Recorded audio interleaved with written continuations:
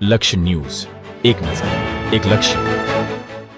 પીપરાણા ગામે વીર યદુવંશી દગાયચા દાદાના મંદિરની પ્રાણ પ્રતિષ્ઠા મહોત્સવ યોજાયો. પીપરાણા ગામે વીર યદુવંશી દગાયચા દાદાના મંદિરની પુનઃ પ્રાણ પ્રતિષ્ઠા મહોત્સવમાં ગુજરાતના મુખ્યમંત્રી સહભાગી બન્યા. પાટણ જિલ્લાના સાંતલપુર તાલુકાના પીપરાણા ગામે આવેલ વીર યદુવંશી દગાયચા દાદાના મંદિરની પુનઃ પ્રાણ પ્રતિષ્ઠા મહોત્સવમાં ગુજરાતના મુખ્યમંત્રી શ્રી ભૂપેન્દ્રભાઈ પટેલ બન્યા સહભાગી. પીપરાણા ગામે વીર યદુવંશી દગાયચા દાદા મંદિરની પુનઃ પ્રાણ પ્રતિષ્ઠા મહોત્સવ ધાર્મિક માહોલમાં યોજાયો હતો. આ પ્રસંગે મુખ્યમંત્રી શ્રી ભૂપેન્દ્રભાઈ પટેલે મંદિર ખાતે પૂજા અર્ચના કરી કાર્યક્રમને સંબોધન કર્યું હતું. મુખ્યમંત્રીશ્રીએ જણાવ્યું હતું કે ધાર્મિક ઉત્સવો સમાજમાં એકતા, સંસ્કાર અને આધ્યાત્મિક શક્તિનો સંચાર કરે છે. તેમણે વધુમાં જણાવ્યું હતું કે વડાપ્રધાન શ્રી નરેન્દ્રભાઈ મોદીના નેતૃત્વમાં દેશના તીર્થસ્થાનોના વિકાસને નવી ગતિ મળે છે અને ભારત પોતાની સંસ્કૃતિ સાથે ફરી જોડાઈ રહ્યું છે. આ કાર્યક્રમ દરમિયાન મુખ્યમંત્રીશ્રીએ વીર યદુવંશી દગાયચા દાદાના શૌર્ય અને જીવનગાથા દર્શાવતી દસ્તાવેજી ફિલ્મ પણ નિહાળી હતી. આ પ્રસંગે મંત્રી ત્રિકમભાઈ છાંગા, સાંસદ પૂનમબેન માંડમ, ધારાસભ્ય લવિંગજી ઠાકોર સહિત મોટી સંખ્યામાં આગેવાનો અને આહિર સમાજના ભાઈઓ બહેનો ઉપસ્થિત રહ્યા હતા. રિપોર્ટર પંકજકુમાર સાધુ, પાટણ, સાંતલપુર.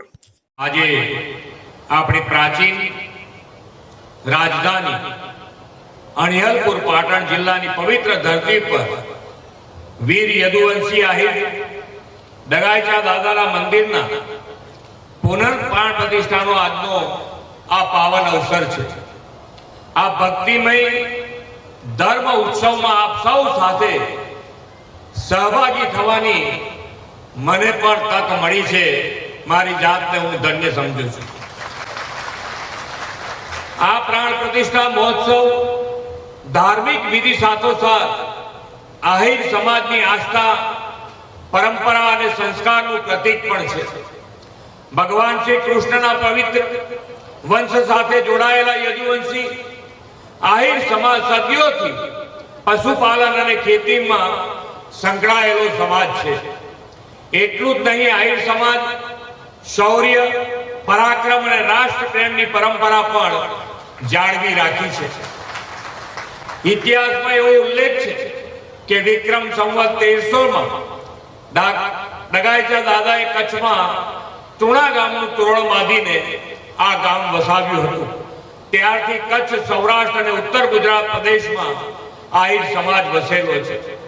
સમાજના ગૌરવવંતા ઇતિહાસ અને સંસ્કૃતિની નવી પેઢી સુધી પહોંચાડવાનો જે પ્રયાસ આ મંદિરની પુનઃ પ્રાણ પ્રતિષ્ઠાથી થયો છે તે ખરેખર અભિનંદનને પાત્ર છે. વિશ્વ નેતા અને યશસ્વી વડાપ્રધાન શ્રી નરેન્દ્રભાઈ મોદી હંમેશા કહે છે કે આવા ઉત્સવો સમાજમાં એકતા, સંસ્કાર અને આધ્યાત્મિક શક્તિનો સંચાર કરે છે.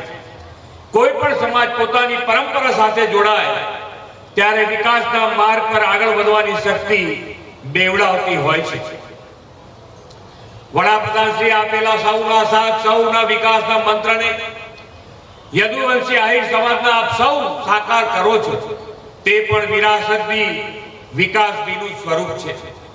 યદુવંશી આહિર સમાજે ગુજરાતના વિકાસમાં મહત્વપૂર્ણ યોગદાન આપ્યું છે. કૃષિ, પશુપાલન, વેપાર ઉદ્યોગ જેવા અનેક ક્ષેત્રમાં સમાજના લોકો દેશ અને રાજ્યનું ગૌરવ વધારતા રહ્યા છે. વડાપ્રધાન શ્રી નરેન્દ્રભાઈ મોદીએ દેશની પોતાની સંસ્કૃતિ અને આધ્યાત્મિક વારસા સાથે ફરીથી જોડવાનું મહાન કાર્ય કર્યું છે. તેમની પ્રેરણાથી સોમનાથ સ્વાભિમાન પર્વની ઉજવણીથી આપણું સાંસ્કૃતિક ગૌરવ ફરીથી જીવંત થયું છે. સોમનાથ સ્વાભિમાન પર્વથી આપણા આધ્યાત્મિક અને સાંસ્કૃતિક વારસાને નવી ઉર્જા અને નવી ઓળખ મળી છે. મોદી સાહેબના નેતૃત્વમાં સોમનાથ સહિત દેશના 30 સ્થળોના અદ્યતન વિકાસની પણ શરૂઆત થઈ છે. જ્યારે કોઈ તીર્થસ્થાનનો વિકાસ થાય ત્યારે તે વિસ્તારના લોકો માટે રોજગારીના નવા અવસરો ઊભા થાય છે. પર્યટન વધે છે અને સ્થાનિક અર્થતંત્ર પણ નવી શક્તિ મળે છે. સાંતલપુર અને પાટણ પણ વિકાસનો નવો અધ્યાય લખ્યો છે. આ વિસ્તારમાં ઇન્ફ્રાસ્ટ્રક્ચર, પાણી, કૃષિ અને રોજગારીના ક્ષેત્રમાં અનેક યોજનાઓ દ્વારા વિકાસને નવી ગતિ મળી છે. શ્રી મોદી સાહેબે એશિયાનો સૌથી મોટો સોલાર પાર્ક ચારણકામાં શરૂ કરાવીને સ્થાનિક રોજગારીના અવસરો આપ્યા અને આજે ગુજરાત રિન્યુએબલ એનર્જીમાં લીડ લેતું રાજ્ય બની ગયું છે. શ્રી મોદી સાહેબે હમણાં થોડા દિવસ પહેલા સાણંદમાં સેમિકન્ડક્ટર પ્લાન્ટનું ઉદ્ઘાટન કર્યું છે. સાણંદ અને ધોલેરા બે સેમિકન્ડક્ટર હબ તરીકે હજારો યુવાનો માટે હાઈટેક રોજગારના અવસરો ઉભા કરશે. યદુવંશી આહિર યુવાનો આ તકનો લાભ લેવા સમર્થ બને એવા આશીષ આપણે સૌ દગાચા દાદા પાસે માગીએ. વડાપ્રધાન શ્રી 2047માં ભારતને વિકસિત રાષ્ટ્ર બનાવવાનો સંકલ્પ કર્યો છે. એ માટે 9 સંકલ્પો આપ્યા છે. તેમાં કેચ ધ રેઇન અંતર્ગત પાણીનો બચાવનો સંકલ્પ, એક પેડ માં કે નામ અંતર્ગત માતાના નામે એક વૃક્ષ વાવવાની અપીલ કરી છે.